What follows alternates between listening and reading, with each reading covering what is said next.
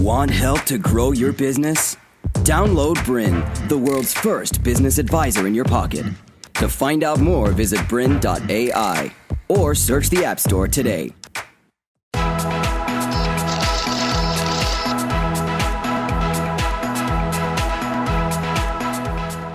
Welcome to episode 2 of The Media Game. I'm your host, Amber Daines, and today is really about how you're going to create and promote your media profile. So this is a chance for you to step back and do a little bit of planning.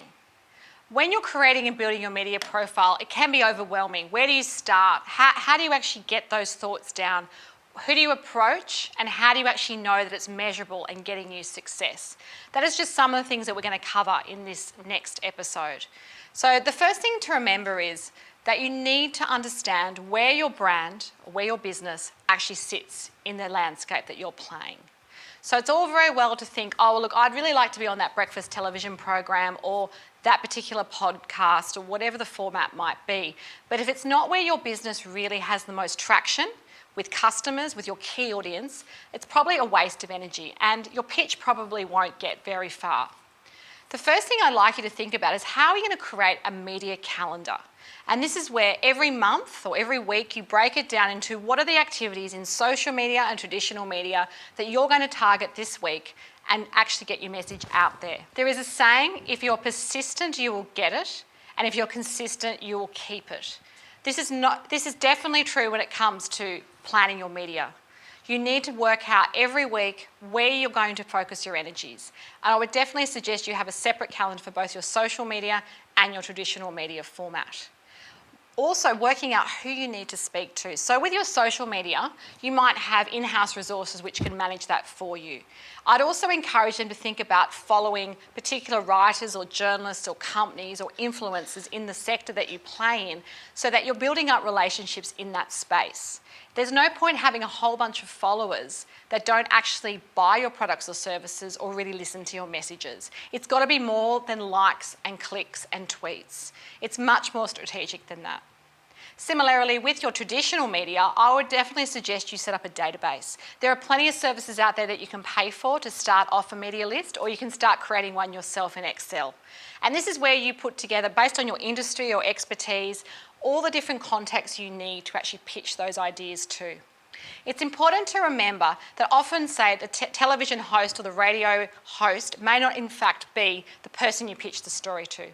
There are gatekeepers which actually decide which stories get in front of them and which ones don't.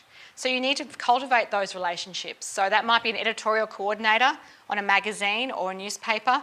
It might in fact be a section editor who might actually have the ideas in a big pool, and basically they pitch those to the host and work out which ones get run and which ones don't. So know exactly who you need to speak to. You've also got to be very targeted in your approach. So making sure you don't send the same email, the same type of content to every single outlet. So if it is a particular business publication that is your number one goal, because that's really where it's going to get you investors, it's going to get you staff, it's going to get you customers, it's going to get your brand and your business out there, then I would even offer them an exclusive, an opportunity to run the story first before you pitch it to other people. So it may be exclusive just to that medium. So often with clients, for example, I've said, look, you can have a TV exclusive, but we are also doing a feature in a newspaper which comes out a couple of days later. Most producers and editors are happy for that to happen as long as you're transparent about it.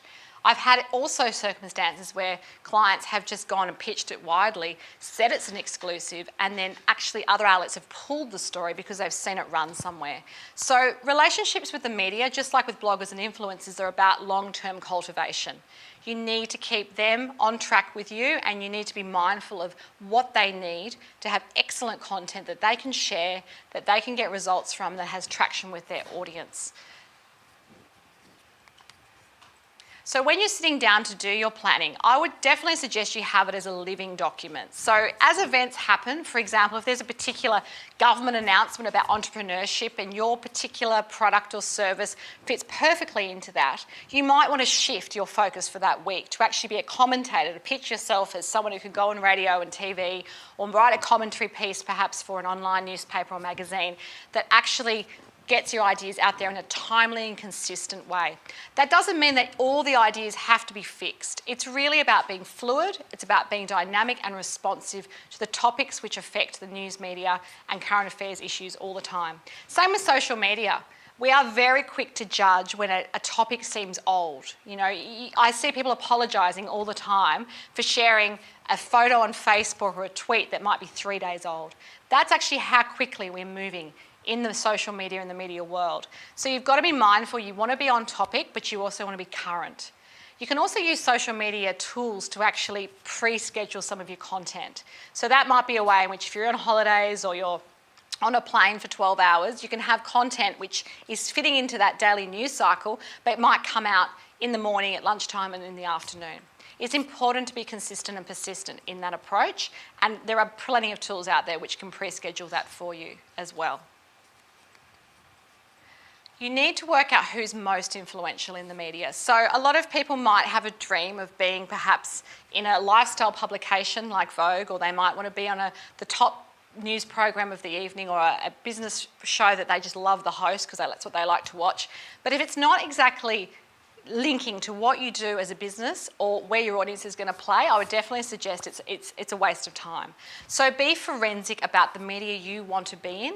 I would definitely watch the program, work out if there's any angles, and each host and each blogger and each influencer has their own area of expertise. So if you can hit on that, whether that be experience in banking, it might be commenting on small business finance solutions, they might love virtual reality. If you know what they like and what they like to write about, you have a better chance of cultivating a relationship that's meaningful. Nothing's more frustrating as a journalist is that you get a flood of emails into your inbox and you can tell they're generically written and they have nothing to do with particular column, the length, the style of your program.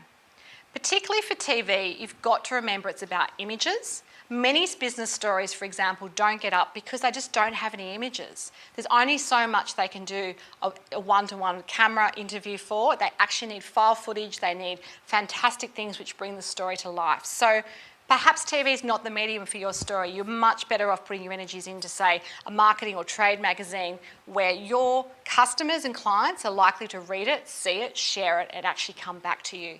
So just think a little bit about where's the best place to put your energy, particularly if you are in a startup mode and you may have limited resources and not able to spend hours a day actually following every single journalist and pitching hundreds of ideas. You can obviously outsource that as your business grows, but initially a lot of people like to manage that themselves, and it's definitely part of the plan to work at how many times a week, how many hours a week you're going to devote to both social media and traditional media pitching.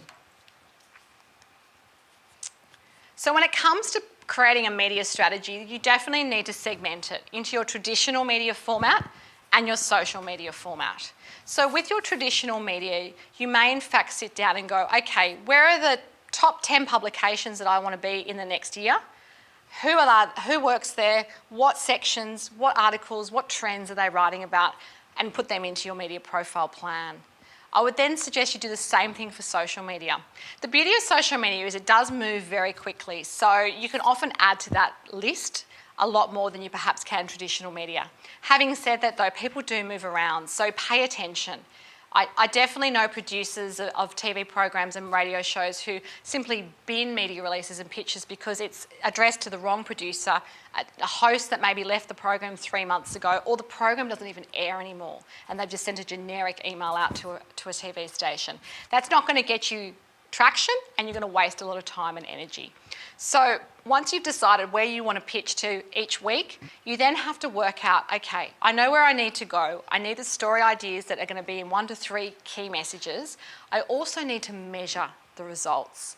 It's really, really important to be able to measure it. And one thing I always say to people is you can spend a lot of time on social media. You can get a lot of followers and likes and so forth, but is it converting to business? Can you actually measure it?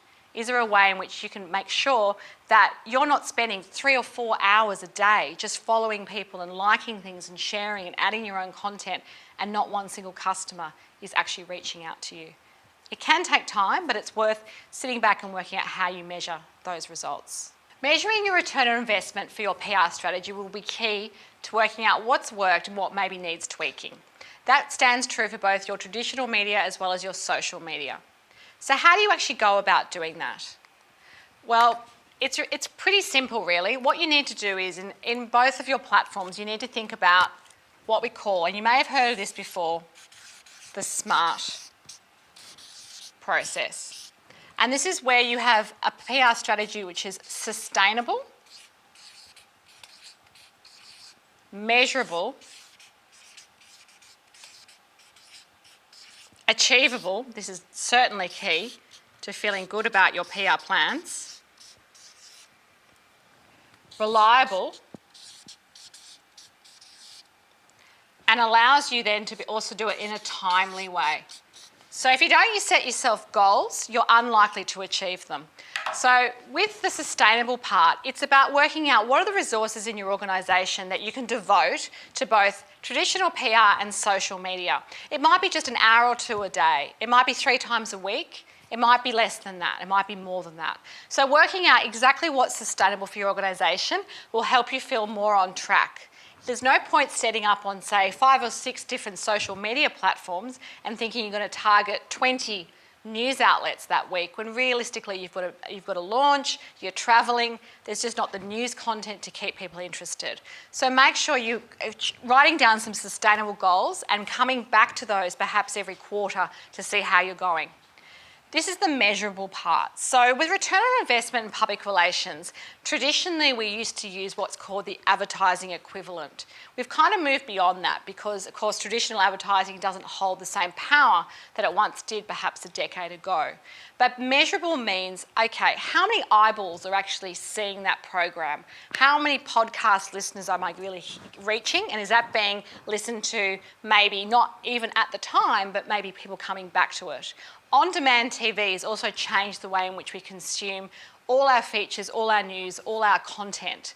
So people actually come back to stuff maybe a couple of weeks later. They might binge watch some of it. Same with content for social media. They might spend, half an hour at an airport scrolling through a Twitter feed just to see what's interesting and what they might have missed when they've got time. So measuring that's really important. How many people are you reaching? What's the audience reach?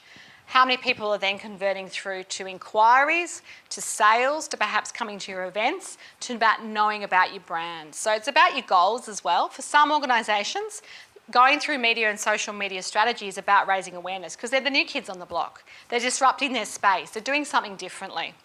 For other people, it's going to be about, no, we really want to have a call to action where people donate money to the organisation. We're a charity. We need to know how many people are clicking through onto our website and making a donation in a certain amount of time. So your measurable goals will shift depending on the product and service and campaign that you are running. The third thing is about being achievable. So working out what's realistic. You might have a competitor or someone else that you admire who's doing amazing things in the media, but they might have a full-time media agency. To continue enjoying this presentation, download Bryn, the world's first business advisor in your pocket. To find out more, visit bryn.ai or search the App Store today.